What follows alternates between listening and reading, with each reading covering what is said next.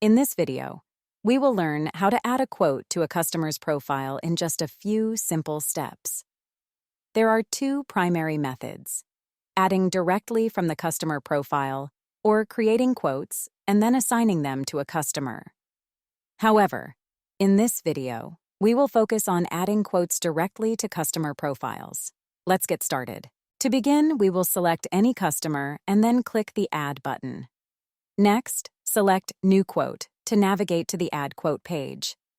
This page contains numerous fields for entering information tailored to your needs. However, for illustration purposes, I will only add items to the quote in this video.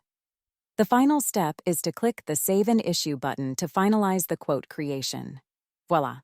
We have successfully added a quote directly to the customer.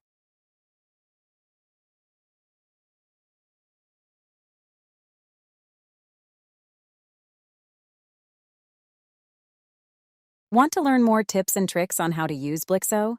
Please like and subscribe. Not a Blixo customer yet?